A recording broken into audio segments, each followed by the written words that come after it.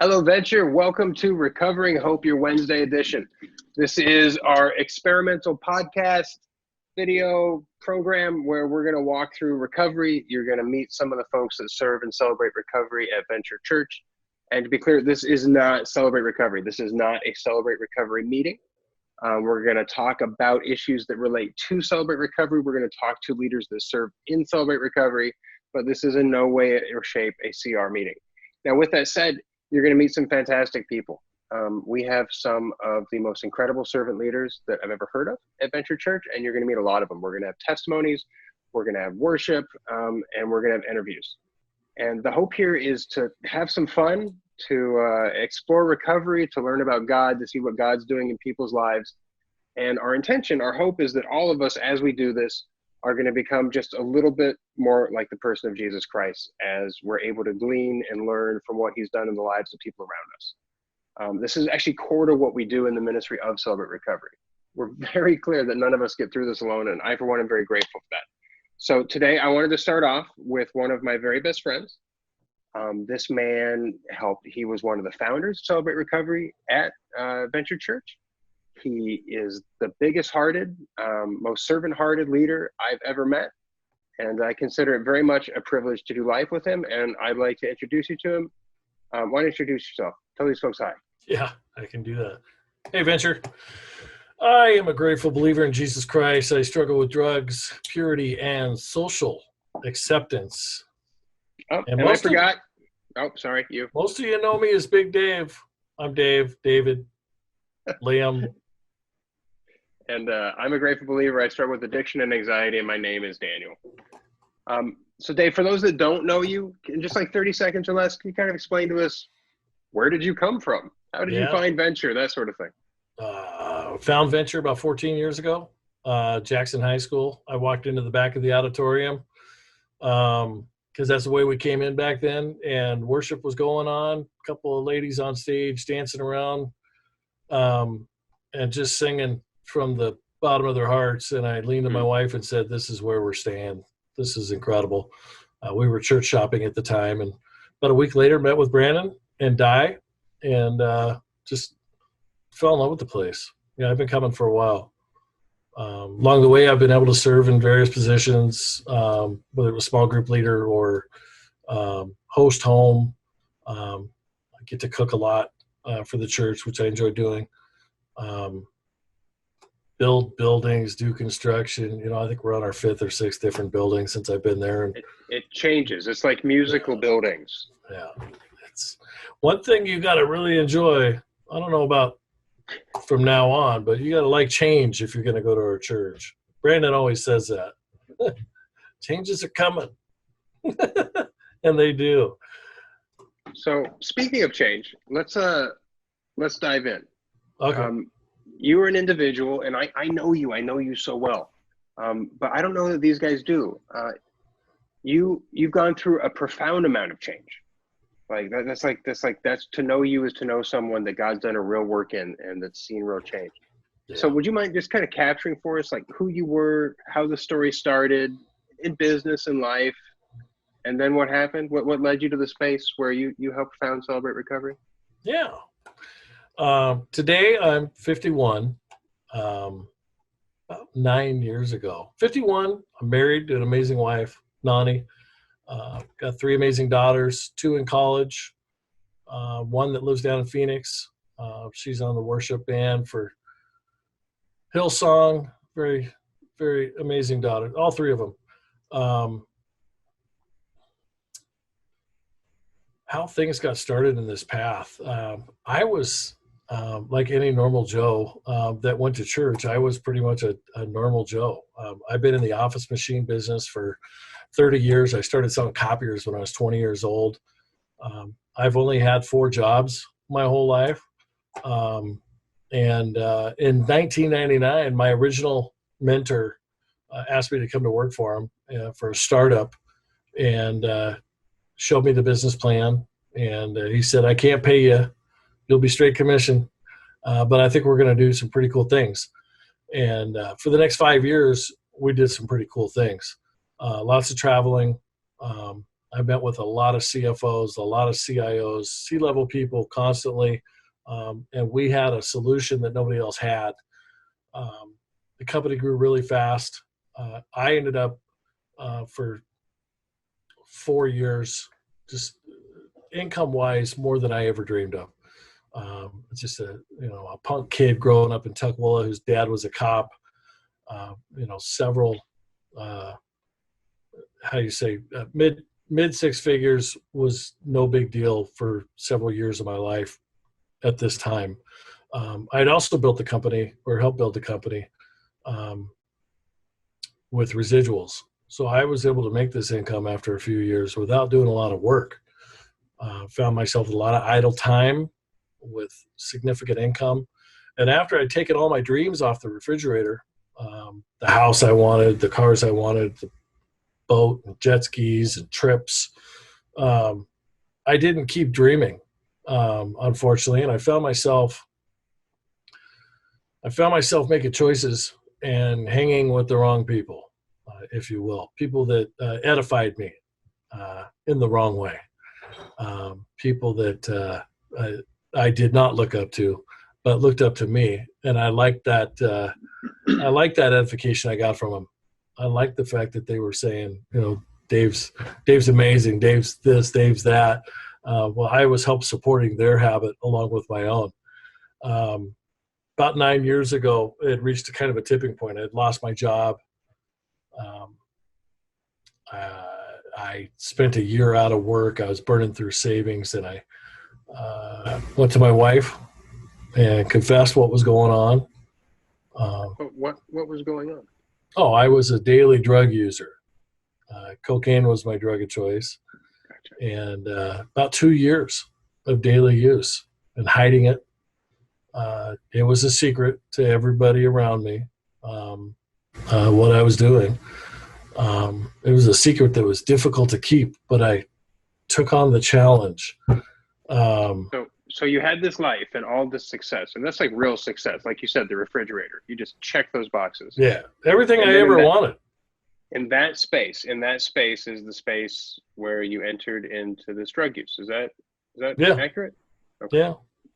And for 2 years you lived in that space. 2 years. Still going to church, still smiling on Sunday, still pushing palms. It's embarrassing. Wait, and nobody walked up to you and were like, wait, are you on drugs? Yeah. They couldn't tell? Yeah, they couldn't tell. It's really embarrassing, and I've asked him to forgive me several times. But I was going to Pastor Brandon's leadership trainings, high as a kite. I mean, just not focused on what he was saying, not focused on anything. Daniel, can you relate with that a little bit, buddy? Very much so. Okay. I have a similar story and similar history. At this point, it's embarrassing. And, I've repented, and Brandon's forgiven me, I hope, for wasting a huge amount of his time. But at the end of the day, I don't think his time was wasted, because you're here right now. Yeah. And you serve like no one else I know. And you follow and love Jesus like very few do. So I'm not going to buy that his time was wasted. Not with where you are. There's a lot of things in my life that I've done that I'm not embarrassed about because I've moved on. That's one of those areas that's pretty embarrassing. That I tried to pull. He actually approached me several times. Hey, something's going on with you. Of course, I just lied. I get it. But eventually, when it got to a point, I was sick and tired of being sick and tired. I'd lost all that cool stuff I pulled off the refrigerator. I was about to lose my house. I lost the respect of my wife a long time before this point. She didn't know what to do with me. I called Brandon, Christian, and Russ, 3 of my mentors, 3 of my close friends. Good dudes. And I sat down with them and I told them what was going on, that I was in this dark place. I was viewing an obscene amount of images on the internet that, along with the drug use, God couldn't speak to me and tell me that these things that I was doing was bad, and show me a better light, because I was high every day. There was no opportunity for people to speak into me, because the only thing I wanted to hear was. So, but those three men you walked in there to, I mean, those weren't just mentors. All three of those guys are pastors. Yeah. I mean, what was that like? That must have been terrifying. That must have been just absolutely terrifying to expose that. Like, what happened?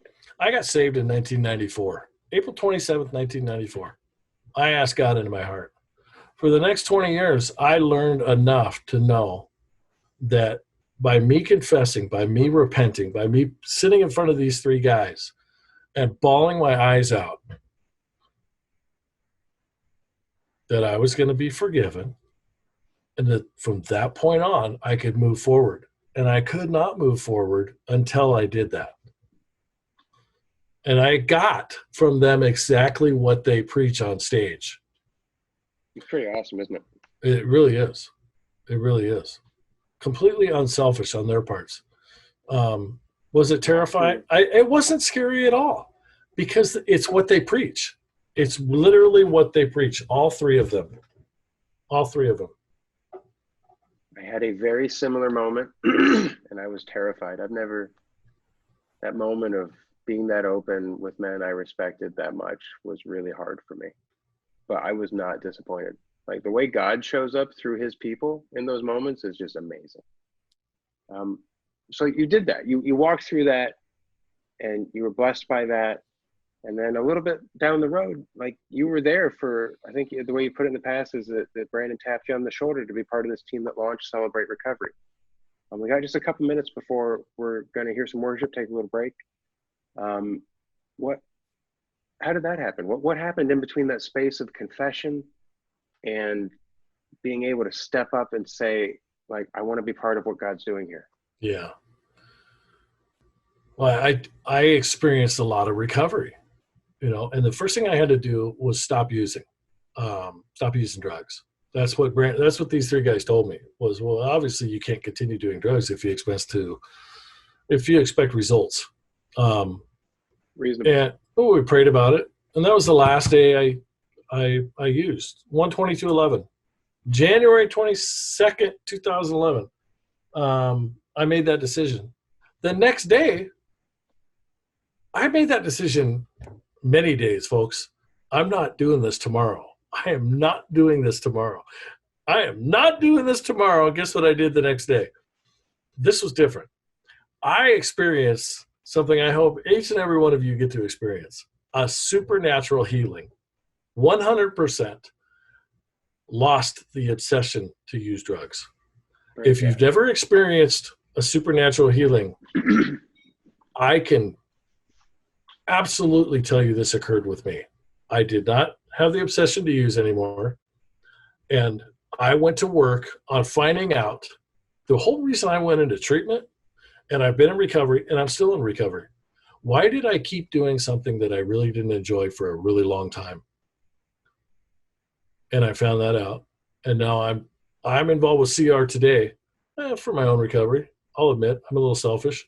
But my gosh, it's my opportunity to share with other people what God so freely gave me, which is that supernatural healing. And that opportunity, no matter what they're struggling with, folks, if you're obsessing about stuff, if you're depressed, anxiety, anger, you got a problem with food, check it out. When I say check it out, ask God for help. That's where it starts. That's all I did. And I told some people about it too, so I wasn't being secretive. And hey, if this thing doesn't work out with God, I can always go back. It's really good. Yeah. I love this discussion of supernatural healing. I had something similar in my life. And God doesn't tell the same story in every life. Some people don't find supernatural healing, or some find it in one area and not in another. And my encouragement to everyone is, like, go all in on that. I mean, what do you have to lose? Why not lean in on God and try and ask him, and just faith in the area of belief. that he's going to walk with you in that space and see what happens. So if you're listening to this and that's you, and you're in a space of struggle like Dave was just talking to, take a step and find a godly person you can talk to, confess, and then lean on God and trust him to take you through it. We're going to switch over right now to our good friend Angie, and she's going to introduce us to some amazing worship music, and we'll be back with you in just a few. Hey guys! Let's see if I can get it this time. My name is Angie, and this is Damien, and we would like to share with you one of our original songs called He and I. We actually have a recovery music ministry called He and I.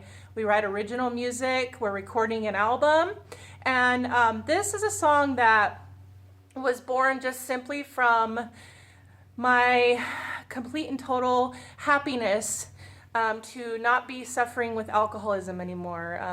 I have suffered with addiction and tons of other things since I can remember, but I almost have 9 years sober. And this song is really just about that. Thanks. Just about that. Living in the freedom of not having to get up every day and, chase that high and all the stuff that goes with it. And that's what this song is about. Are you ready? Okay.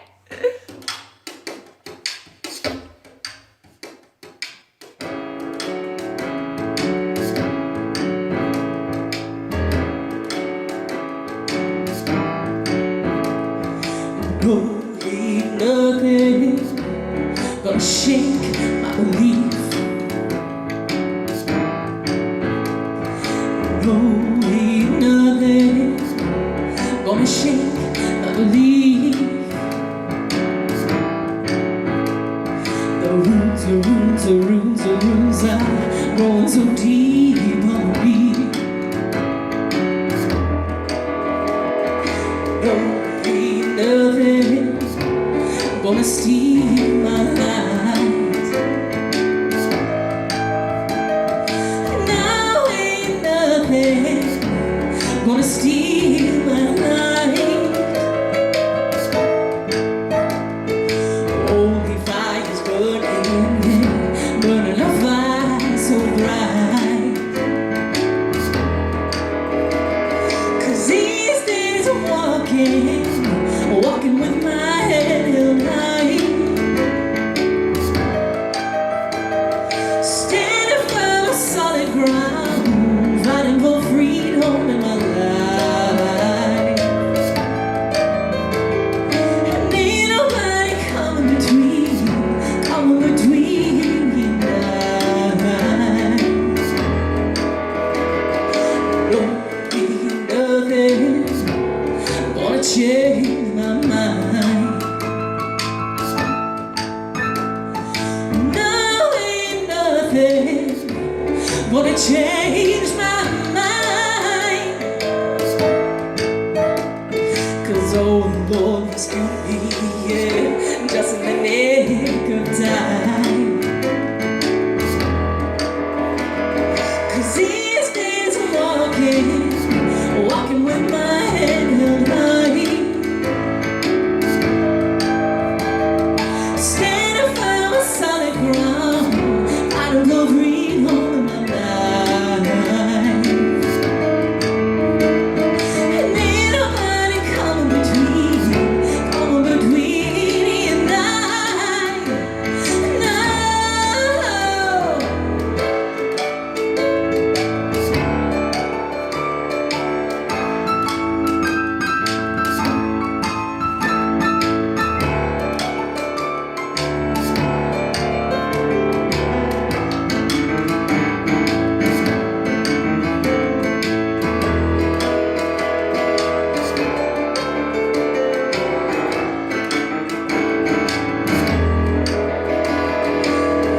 Nobody talking about how I'm gonna die.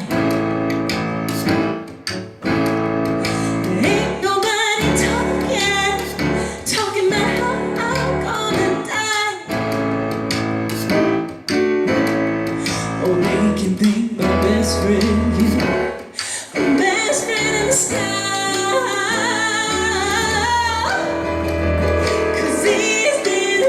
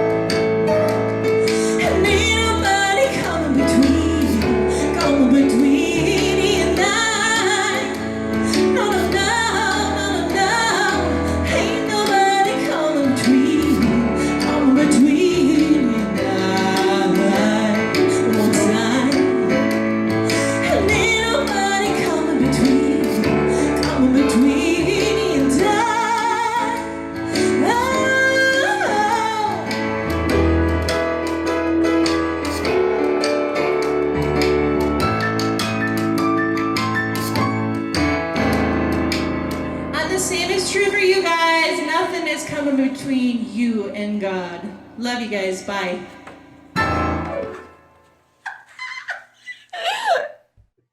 Okay, that was Angie and Damien. They are our worship leaders at Celebrate Recovery, and they do an amazing job. Check us out next week. There'll be more of their music.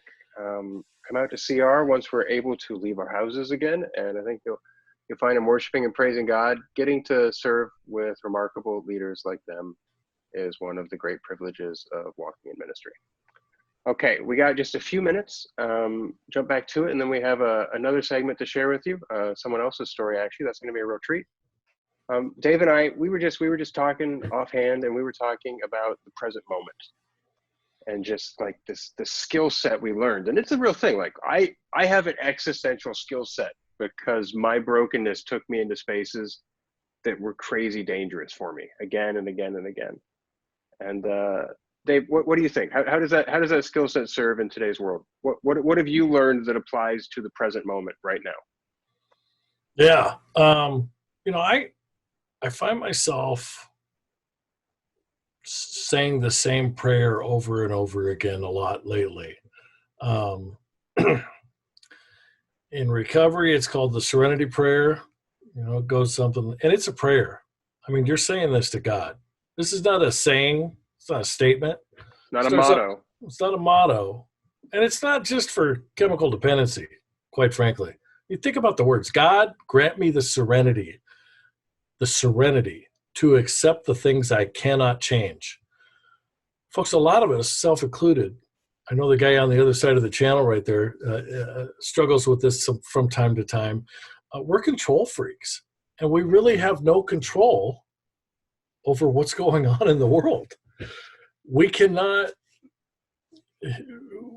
flip a switch. You can't throw money at this. You can't you can't call your neighbor and make things better for them.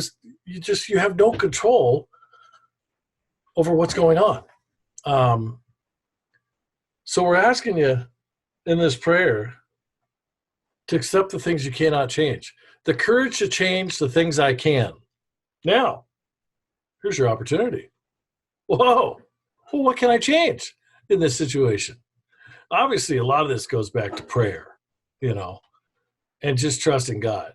Trust in the Lord with all your heart, right? Trust in the Lord with all your heart. There's something going on right now that's unprecedented, and we just have to trust that we're not in control, that we are completely powerless over this situation. Those are the things that I learn on Monday nights. That's the stuff that I've been hearing for the last 7 years to prepare me for really anything that comes along. But this has significantly helped me the last couple of weeks. Rather than obsessing, stressing, having a resentment towards a particular person in office or political party or country or disease for that matter, just identifying what I don't have control, but what can I control? I can control my prayer time. I can control what I'm doing with spending time with my kids. Oh, come on. Who gets an opportunity with 2 college kids that they can't leave the house for a month?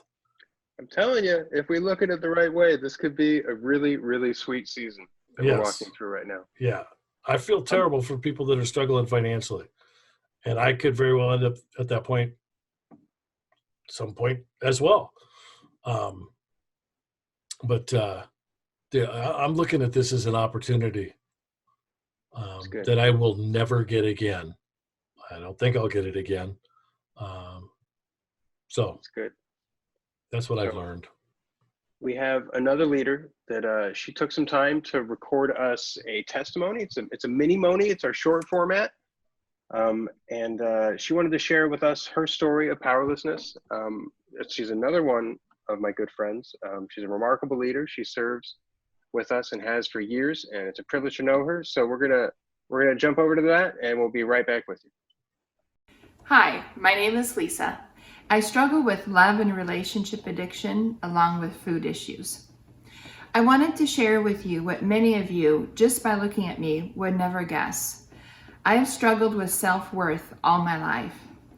My high school and my early 20s memories are filled with thoughts of suicide, self-hatred, and just not wanting to exist anymore because of the way that I looked and the way that I felt about myself and how I believed others saw me.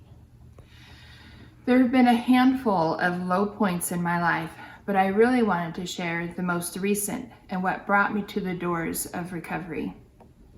But first, a little backstory. Early in my life, my parents divorced and my father was awarded custody of me around the age of 1. I wouldn't see my mother again until I was 18. He remarried a few years later to someone quite broken and easily angered that resulted in a very physically, emotionally, and mentally abusive home life. Unfortunately, that increased substantially when my father committed suicide just before my 10th birthday. My escape from the trauma of suicide and abuse was food at that age. It was the only thing that I could find comfort in, and that full feeling and filled the empty place in my life that I was desperate for. After graduating from high school, I moved to St. Louis and met the mom that I had never knew. I married a few years later and had 3 amazing daughters. I was a stay-at-home mom mostly and was blessed to be able to homeschool them for 15 years. My marriage ended after 22 years. After my divorce, I began to realize I had no idea who Lisa really was. For so long, I had simply tried to become who others closest to me had wanted me to be. I had completely lost my identity, and to be completely honest, I don't think I ever really knew who I was in the first place. The last 7 years have been a process of that discovery. I realized about 4 years ago that I had a love and relationship addiction problem. I was unable to find worth in myself except through a man's eyes. My inability to see value in myself allowed me to put myself in situations and relationships that I knew were not only unhealthy but also unsafe. Often I wanted to speak up for myself, but I didn't feel that I had a voice that had value to be heard, or that I even had a choice to be able to speak my own thoughts, feelings, and opinions. I wasn't raised to be able to share that way, so I never learned a healthy way to be able to communicate. I have always been so self-conscious of my weight. Having been told horrendous things about my appearance growing up, I just knew that if a man found me attractive enough, all those horrible things said over me and my body would be untrue, that I was valuable. But if I was rejected, it made them all true. My weight was the reason for failed relationships in my mind every single time. Recently I've learned that the heightened sense of rejection I felt when relationships end, the deep pain that I experience, sometimes to the point of depression, stems from the abandonment that I experienced with my parents at a young age. I can tell you, understanding the root cause has really helped me to see that how we are loved as children, or lack thereof, abuse or neglect, makes a huge impact on how we love in our marriages and with our own kids. I walked in to celebrate recovery for the first time 3.5 years ago. I was terrified. What is a middle-class, raised in church, homeschool mom, business owner woman doing in a place like this? I had just gone through a devastating breakup, and I was tired of the games, the emotional yo-yo that comes with relationships, and I was ready to finally let God write my love story, not Christian Mingle. I had reached a point with my weight where I had lost my hope. I was powerless to keep myself from eating, to cover my feelings, to feed my feelings, and to just numb myself to my world. It took many months and many meetings for it to finally sink in that for me, sugar is my cocaine and flour is my alcohol. So often we look at chemical addiction differently, but addiction is still what rules the brain, and I knew I had no power in myself to stop. I learned in Celebrate Recovery that when I'm standing on the ledge, I have two choices. I can jump off that cliff back into the cycle of my addictions like I've been doing, or I can invite others into my cliff moment. Other prodigal sons and daughters like myself who struggle with what is trying to rule them. I realize that I am powerless to do any of this on my own. I tried for years in my own strength, my own power, and my own resolve, only to perpetuate the cycle downward deeper and deeper because of the guilt of failing over and over. We've all been the prodigal son or daughter at one time or another, and it's taken me a long time to learn that what God values most isn't covering up who I really am with good behavior, but being willing to surrender that which keeps me feeling shamed, guilty, and fearful. I am a beloved child. I'm a prodigal daughter free from shame who has a father who is relentless in his pursuit of my heart. He sees things in me that I never knew existed. And I'm realizing that not only did he die for my sin, but he died to free me from the shame that has defined my life. God has reminded me over these last few years in recovery that he planted a seed of ministry in me a long time ago. This seed has been blooming over the last couple of years, and I'm excited to say that I am back at school at Northwest University to get my degree in ministry and to also receive my credentials as a pastor. He's yearning to do the same for you if you will just surrender yourself to the embrace he is running out to give you when you take the step forward. Thanks for letting me share with you tonight. Wow. There is nothing like the way God changes lives. Amazing. I never get enough of it. It's one of my favorite things. Just the space we see of testimony, how God changes life after life after life, all dealing with different stuff, and yet the story is all different, and yet somehow the same. It amazes me. Yeah. I think, sad thing is, I think this is all the time we have for tonight. Is there any last thoughts or anything you want to share with any of our friends that are listening? New friends, old friends? I'll just take this opportunity to say thank you, Venture Church. I love you very much. Thank you for just coming alongside me the last 13, 14, 15 years and praying with me. And I love it. Thank you. All right. I love it too. Dave, this has been a treat. I love you to death, man. Would you do us the great privilege of praying us out? My pleasure.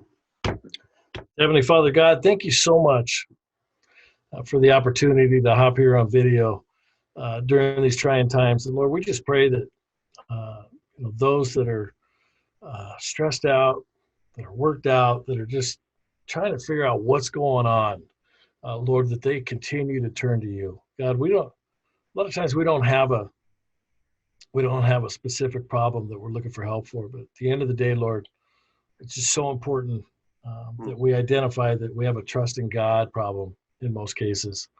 Lord, if we could just trust in you with all our heart, Father, just as you ask. Father, I just pray that you continue to look after those at our church and around the country and around the world. Amen. Amen. Guys, thanks for tuning in. It's a privilege to serve. We love doing life with you. Tune into all the great content here on Our Venture Church, and we will see you for more Recovering Hope next Monday at 6 p.m. See you then.